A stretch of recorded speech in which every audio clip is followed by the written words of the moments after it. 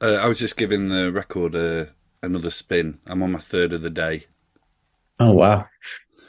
Yeah, it's good, isn't Thank you. it?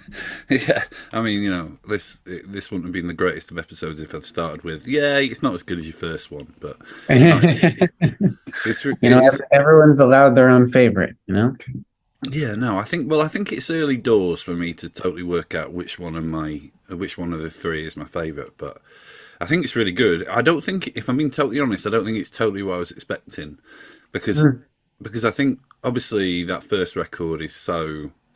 I mean, it's just an amazing introduction to what you do, and I think that the influences in what you do are really clear on that record. And then the mm. second record was a bit of a surprise because I don't know. I guess I wasn't expecting it to be sort of so kind of 70s, a bit kraut rock. That was a bit of a Mm. surprise to me at the time. And this one, I guess, feels a bit more freeform than maybe I've Mm. kind of. I mean, that's such a sort of amorphous term, freeform. But I guess what I Look, mean is the songs stretch out a bit more. It feels a bit looser. Is that how you see it? it is, yeah. It's like I feel like the way the influences come in and get applied is also a bit more blurred on this one. I think freeform is actually I've been sort of looking for a word to help me characterize it in my own mind. And I think freeform is a good one because there definitely still are, you know, the three records have come out in fairly quick succession. And so I feel like the a lot of those core sort of new wave influences are still super present. But I think things just get kind of stretched in different directions a little bit on this one. Yeah, I guess I'm going to slightly contradict myself by saying this, but I feel like there are so many bands that come about and it takes them a while to really work out what they're doing. But whilst there has been this variation in the three releases, it did feel like from the moment that you became a band that people en masse knew, as opposed to just maybe a band on the Brooklyn scene, it did feel Mm, like there was a vision there from the off. Is that fair to mm. say? I mean, I'd like to think so. When because originally it first just started as it wasn't even going to be a band. It was just, um, can I write songs that are more bass guitar and synthesizer based and sort of ignore the guitar for a little while. Um, and because I'd spent so much of my life like writing guitar music, that I just wanted this kind of fresh start. And I was just drawn to a lot of the tools that um, were used in like the early 80s and late 70s. And so I think that uh, things coalesced nicely to kind of form, especially with that first record. It's like it's a fairly concise document of kind of what I was listening to at the time in a way. Yeah, well, I've heard this story that you've said a few times about Electricity by OMD, and Hmm. about almost like that was, sort of year zero really for kind of what you were doing with this project. But I guess I'm interested. I don't think I've ever really heard almost like what was going on in your life at the point where you decided to do this, because it does, for me it does seem a bit like, did one day you just think, you know what, I want to do this band that does this? Do you know what I mean? Or like, was it Hmm. was it more organic than that, or were you looking for something by doing this? I mean, it wasn't so much I'm gonna make this band, but it was I'm gonna go home and try to write a song that gives me the same feeling as this, Right, just right, to right. see if I can do it.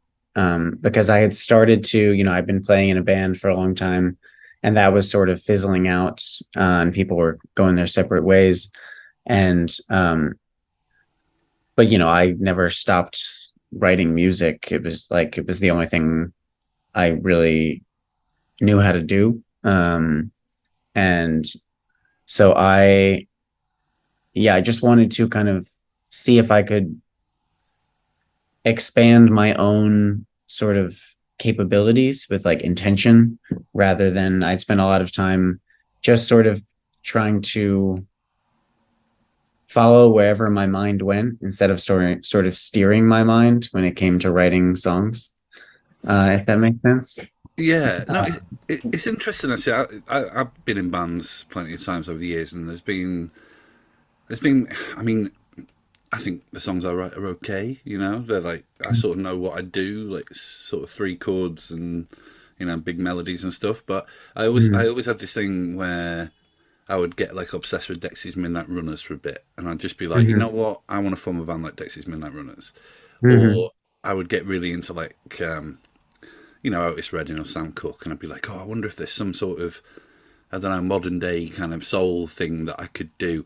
And I would Yeah. try to write those songs, and I'd be like, I just can't do it. just, just like, just I can't make it sound like that. So I'd sort of go back to doing the thing that I do. So I kind of get the challenge, but I also just wonder if there's something almost psychological going on there as well, where, it's almost like, well, I want to be around this music, or this music reminds me of this, or I don't know. I mean, it certainly reminded me of like growing up, because that was just a lot of the music that was played in my house when I was a little kid was, New Order and uh Human League, as well as like Ramones and Clash and um All the good stuff, really. yeah, yeah, all the good stuff. Yeah. And I mean, I think it came at a transitional moment in my life for sure. Like, and so, because I had gone to college, dropped out after just a few weeks to be in the band that I was in before. Um, and then when that band started to dissolve, I was just at that point just living at home with my parents, delivering pizza for work, which was, to be fair, the best job ever. I But like I like the fact that you had to quantify for work as opposed to like for pleasure. I might go back into the game for pleasure. I basically would just listen to music and podcasts and drive around Yeah, sounds like the all the dream. Yeah, time, and then I would get home and just write music all night. I was like a very nocturnal person at that time. yeah, But yeah. uh so yeah, and so I was living at home, but I was going to be moving into New York with my now wife and bandmate Aiden. Um and that band was sort of falling apart while these songs started to come together, and it felt like all of these sort of waves just crossing at the same time, and so it was a very exciting, and you could feel the sort of page turning in a way. I mean, you mentioned the marital nature of your band. With you being married within the band and outside the band, because that's how marriage works. Like within you being in a band with your wife, but also like bang bang bang, like a record every year. Hmm. I mean, that feels quite overwhelming to me. It feels like there's no like your band is everything.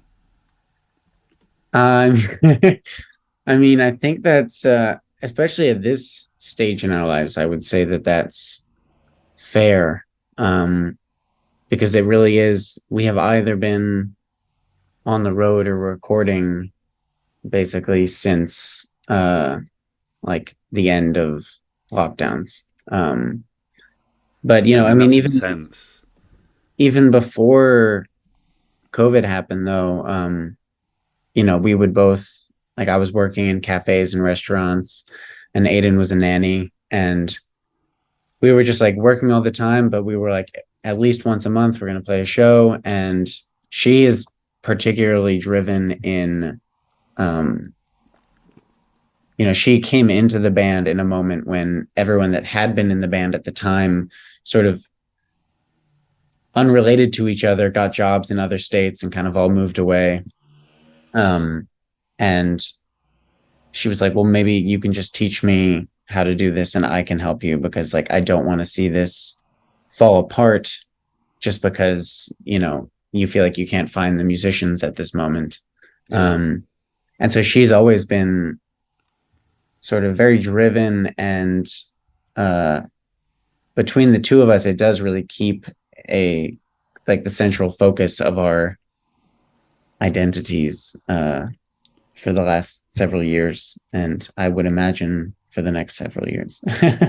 I mean, not that I want to sound like a marriage counselor, but I do feel like maybe you need to get into fishing or something. Just something at Yeah, no, weekends that where you would can, be. yeah. We're still yet to have a honeymoon, and so that is something that we would like to do. We thought this was going to be the year, but I think next year's looking real good. I'm rooting for you. I'm rooting for you. Thank You, you. you were mentioning guitars before, but they were Mhm. almost like the guitars, almost like the songs weren't kind of designed to revolve around guitars, but Mhm. there's a lot of guitar on this record compared to the other two. Yeah, it has started to work its way back in. And I think I wanted to, I had sort of kept it on the sideline for so long that it did feel like a nice way to switch things up is to like introduce a little bit more of it. There's like, a little bit on the second record, there's a little bit more on the third record. And just having that there in various degrees felt like a good way to switch it up so that we weren't just, using sort of the same colors on the palette all the time. Um, and it also, maybe on the fourth record there will be no guitar or like tons of guitar. And so it just sort of makes you feel like you have a few more options available in terms of how much that's dialed in and then how much you can pull it out. Well, I was interested in this thing you were saying. I mean, it's on the press release. And I say this on the podcast all the time. I don't like referencing press releases because it's like, well, Hmm. I've, journalists and musicians have read them, but listeners won't have. And yet, I say that quite often, so I might as well just not do Embrace. the preamble. Yeah, but there's a thing that you were saying about, or there's a thing that was written in the press release about almost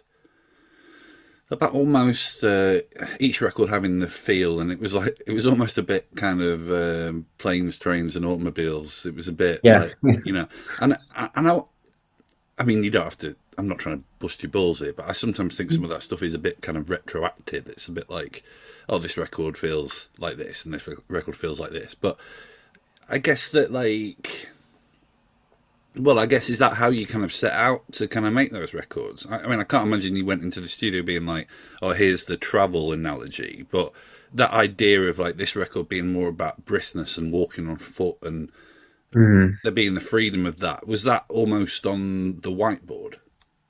That was, I think for the first album, it was something that I did sort of realize after the fact. I mean, there are, with a song called Automobile on it and another one called The Motorist, I was like, oh, this like I definitely wanted in that I wanted lots of sort of Kraftwerk-esque transportation Yeah, imagery. yeah, Um, and for the second record, I think it sort of happened kind of naturally in the sense that I was sort of looking more towards those krautrock sounds, which to me do really evoke train travel and like consistent movement. yeah. Um, and with this record, it was specifically, I think, the song Freedom, or sorry, the album Freedom by Amen Dunes. Um, and uh, the song like Blue Rose and Mickey Dora, they just had this sort of swagger to them. And I don't think I captured the same sort of uh ambulatory vibe as that. But did I use that right? I Ambulatory? mean, The same sort I of mean, walking it's vibe. it's one of those moments where I just nod because I don't think I've ever heard that word before. um, but I was definitely like, this is like the idea of making it feel a bit more kind of strutting, uh, like Yeah, thinking that album also made me think of, Talking Head songs that made me feel like I just wanted to like walk boldly down the boulevards of a city. yeah, yeah. No, it's one of the best feelings in the world. When Yeah. it's you and your headphones. I do. I'm interested in the themes in the record a bit though as well. Like and this is a bit of throat clearing. So I have OCD. So Hmm. the idea of obsession is quite an interesting one to me because it's something I Hmm. normally always use as a negative because literally obsessive compulsive, that's the problem, that's the thing that makes my life difficult. But at the Right. same, and also because of that, like I get really obsessed about things. I love horror movies or Hmm. comic books or music or whatever, and I sort of try not to use the word obsession because I'm like, well, I actually do know what obsession means. It's like an obsession with Hmm. a number or a cracks in cracks on the pavement, and like I say, the things that relate to my OCD. And also, I guess as a man, I feel like the idea of obsession is, I don't know, it's a bit of a weird one because I think sometimes there are men that get a bit too obsessed with things and they make other people's lives difficult. So I Hmm. get, so it's interesting you like hearing these ideas within the record because it feels like that song "Soul Obsession's" really like it's almost like the sort of the fingerprint of the record, really. Yeah, I would say so. Yeah. Well, tell me a bit about what you are trying to say about the idea of obsession on the record. Well, I think in to my mind the album sort of does this kind of roller coaster of um because at least for me and to the best of my knowledge I don't suffer from OCD, but uh there are these sort of moments where you're so sick of being of like wanting to see the same thing over and over again or wanting to see the same person over and over again. And then there are also these moments that feel like ecstasy where you sort of surrender to it. And whether that is a sort of romantic thing like it is in supposed to be in the song Soul Obsession, or like with the uh newest released song Too Much Enough. It's more like from when I would just like watch the news and listen to news podcasts like all the time. And even though they were all saying the exact same thing, I just couldn't help but like click the next one. And uh the What did sort of what did you listen to out of interest? um there was like a 538 politics podcast, NPR politics podcast, uh sometimes the like the Ezra Klein podcast, which is more, it's different. It's not just straight up like the news of the day, but it often covers topics and that are relevant to the news of the day. And then also just, being on Instagram, and you sort of once you click one news thing on your explore page, more and more just starts showing up, and Yeah, suddenly yeah, everything in your life is political, and you start like knowing the names of the head of congressional subcommittees off the top of your head. You're like, yeah, what am I yeah. doing? uh, Totally, totally. and I'm trying to work out what I clicked on the other day that was just pure curiosity, and it was so out of. I think it was like a video game. It was on YouTube. It was like a walkthrough of a video game. I know it's not a core interest or anything, but like yeah, yeah. it won't stop giving me clips of this particular video game now. And Mhm. I mean, if that stuff is bad news, I mean, I don't mean bad news, but as in like catastrophe, or it is. I mean, I can understand why it make. I can understand. I mean, it sort of makes us crazy, right? Do you know what I mean? I feel like in so Yeah, many for ways the sure. algorithm is sending us crazy. Yeah, yeah.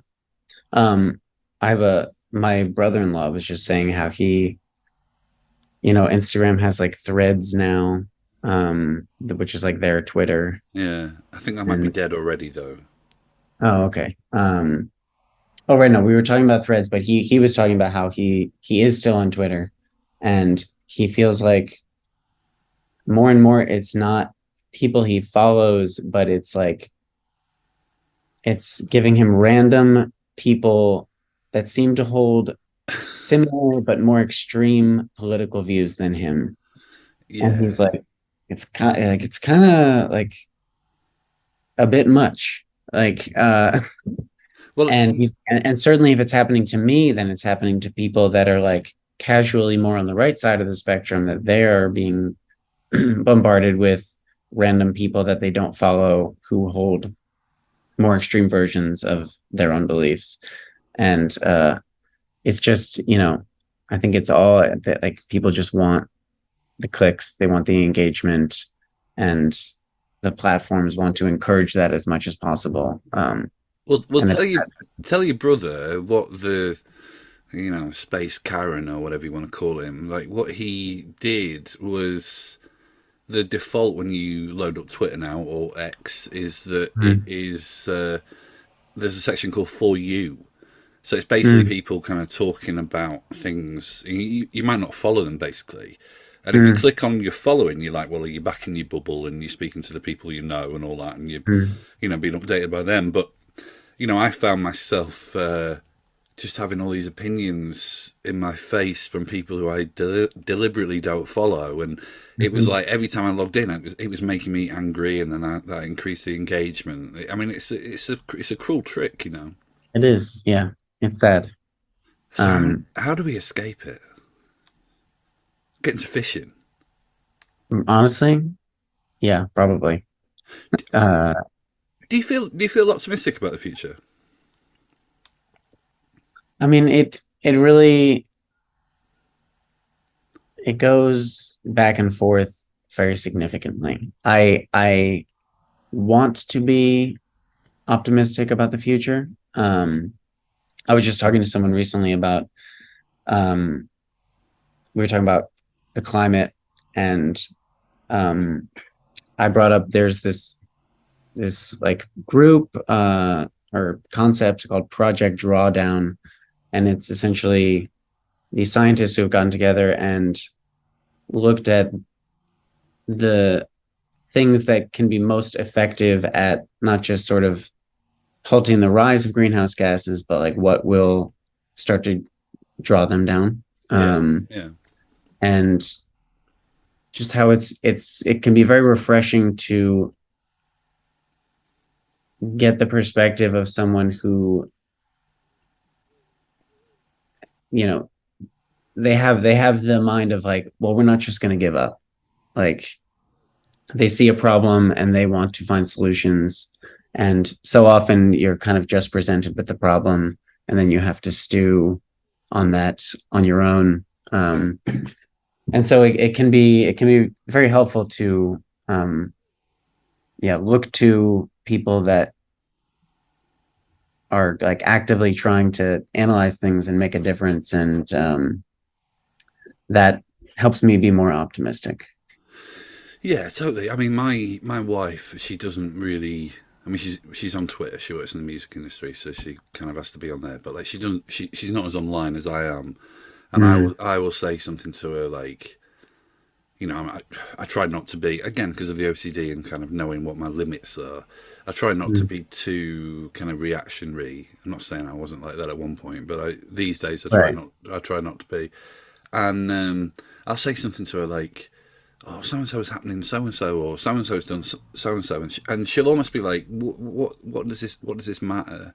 And actually, Hmm. when she lives away from those online spaces, it's like the constant misery or like public shaming or calling people out for being problematic, or this is a problem with whatever in whatever political sphere, like those, she's almost like those things aren't happening outside our door. I mean, I'm sure they Yeah. are on some level, but like I just think that stuff drags us away from the real world. But I also Hmm. think as well, when you were talking about podcasts, there was a moment during the pandemic where I just was so confused about what was going on in the world that it was so amazing to hear like voices that almost like affirmed, almost like to hear voices who were saying, "This is crazy. I don't understand the world right now." Yeah. But Yeah. because I just wasn't connected to those people in real life, so that was kind of Mhm. amazing. Oh dear. It is like I say, I think it's a really exciting record. When will I be able to hear these songs played live in the UK? Uh, Pretty soon. I think mid-September is when we go over to the UK. Um, and yeah, we'll be in the UK and Europe for about a month, and then uh we'll fly back, and then be going around the US for a month, just a few days after. So it'll be a very big touring autumn for us. Do you think you're going to do 4 records in 4 years, or do you think you might take a slight, you might have a breather? I mean, I mean, you're doing your honeymoon next year. right, yeah. I mean, I think definitely not a record next year because I think I would have already had to start, like once you finish it, which, takes a long time as it is, there's a long stretch of time before it's even like announced and then singles start to come out. And Yeah, so I think just, yeah. yeah, Enjoy this one. I'm not trying to yeah. shame you into. No, no, I don't. I mean, to me, it's so impressive when you look at, especially I think back in, the like 60s and 70s, you look at bands that would really just churn out at least an album a year. Oh, And or even today, like the OCs or King Gizzard or any of those bands. man, I'm like, I the actually don't know how you do it. man, the Beatles, right? The Beatles were Yeah, yeah. like they were together what, like 8 years or something, 7 years, 8 years, and like every record like changes the world. Hmm. It's like it's like this year, this record comes out, this is changing the culture. Okay, the culture's changed. Now we'll make another record. It's And unbelievable it's to all me. just year to year. But I also think I've spoken to a few bands actually that have a similar story to you in that the pandemic is quite a big part of the story, and Mm, like a lot of them have been like, well, this is why we made music in such fast succession to each other, because yeah. it's almost like that experience taught us that time is finite and not to be wasted. Yeah. And I mean, also, like, I think if we didn't like touring so much, I think that it would be more kind of reasonable to think that we could churn out albums as fast. But we just like we love playing shows and like we love being on the road. And so when you are touring as much as you possibly um it does make it your time to write and record is far more limited. Well, I don't think you need to make another record for. I think you should. I think you should soak up the accolades that are no doubt coming your way with this record, and then take the year Don't off. count those chickens before they hatch. No, well, I think. this is the thing. See, I heard some news about your band, but I can't say it because it's all locked into embargoes. But exciting things are about to come. I think it's a really good time to be in your group, but deservedly so. Thank you so Thank much for having a natter with me today. I hope our paths cross in the future. Me too. Thank you so much for calling me up.